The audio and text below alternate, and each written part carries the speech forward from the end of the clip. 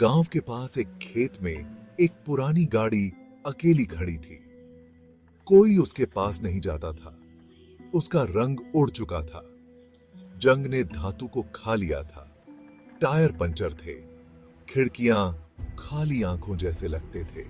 सालों से वो वहां थी। कुछ लोग कहते थे वह भूतिया है। गांव वाले कहानियां सुनाते थे।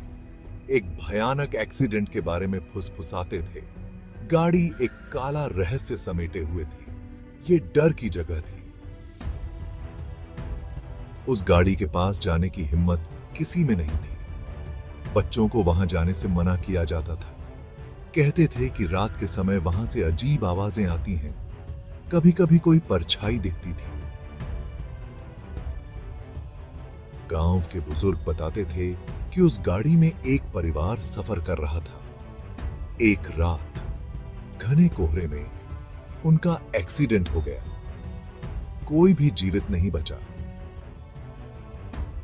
उस हादसे के बाद गाड़ी को वहीं छोड़ दिया गया।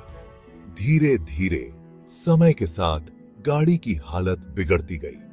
गांव वालों ने उसे भुला दिया, लेकिन उसकी कहानियां जिंदा रहीं। हर पीढ़ी ने उन कहानियों को सुना और डर के साथ आगे बढ़ाया। ये आज भी जब सूरज ढलता है और अंधेरा छाने लगता है, उस गाड़ी की परछाई गांव पर पड़ती है। लोग अपने दरवाजे बंद कर लेते हैं और खिड़कियां ढक लेते हैं।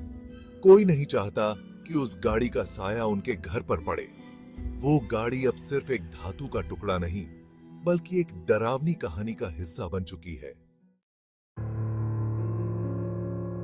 हवा गांव में फुसफुसाहट फैलाती थी। गाड़ी और उसके अतीत की कहानियां।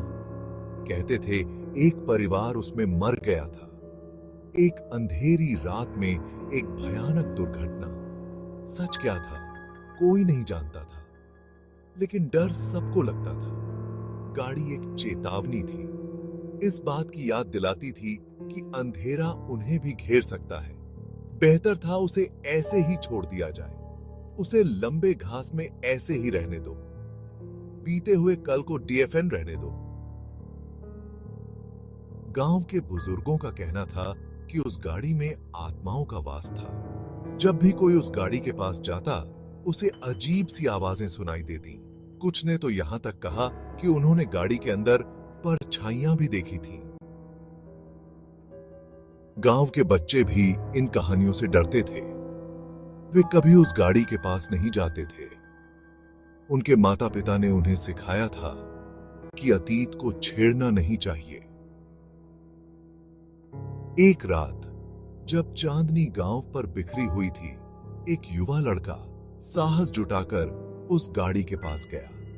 उसने सुना था कि अगर कोई गाड़ी के पास जाकर सच्चाई जानने की कोशिश करेगा, तो उसे अपने सवालों के जवाब मिलेंगे। लड़के ने गाड़ी के पास जाकर देखा और उसे महसूस हुआ कि गाड़ी में कुछ अजीब था। हवा में एक अजीब सी ठंडक थी और उसे लगा जैसे कोई उसे देख रहा हो।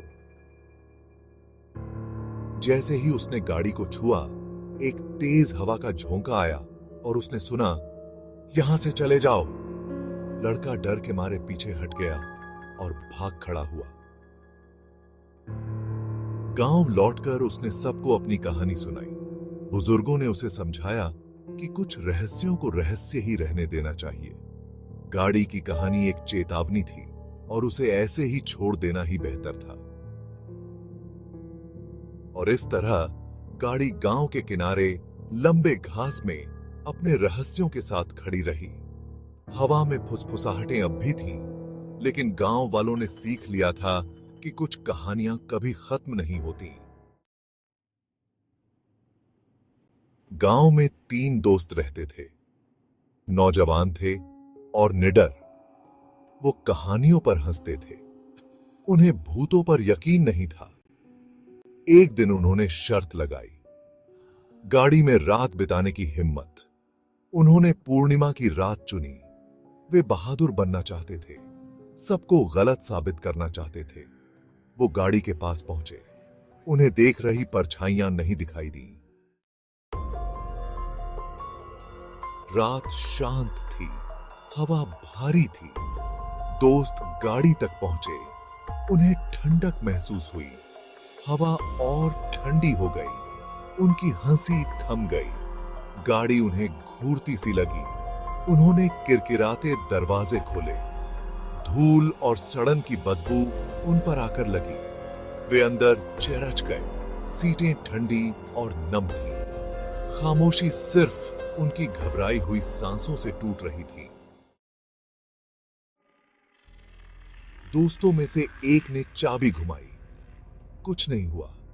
उसने फिर कोशिश की। इंजन ने खांसने जैसी आवाज की। फिर वो दहाड़ उठा।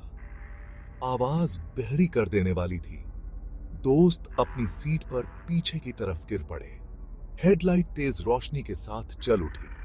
उनकी रोशनी अंधेरे को चीरती हुई जा रही थी। गाड़ी हिलने लगी। दोस्तों ने एक दूसरे को देखा। उनकी आंखों में डर समा गया।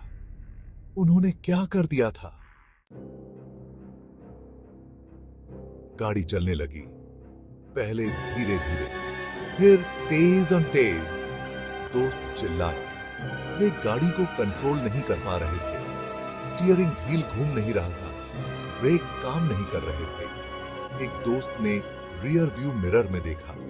उसकी सांसें अटक गई। एक चेहरा उसे घूर रहा था। पीला, भूतिया चेहरा, खाली आंखों वाला, गाड़ी के मरे हुए मालिक का चेहरा। गाड़ी रात में दौड़ी। वो दाएं बाएं मुड़ रही थी और फिसल रही थी। दोस्त अपनी सीटों से चिपके हुए थे। वे फंस चुके थे। वे बच नहीं सकते थे। आईने में भूतिया चेहरा उन्हें देखकर मुस्कुरा रहा था। अंत में गाड़ी चीखती हुई रुकी। वो गांव के किनारे पर जाकर रुकी।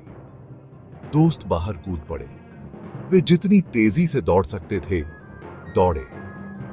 उन्होंने पीछे मुड़कर नहीं देखा।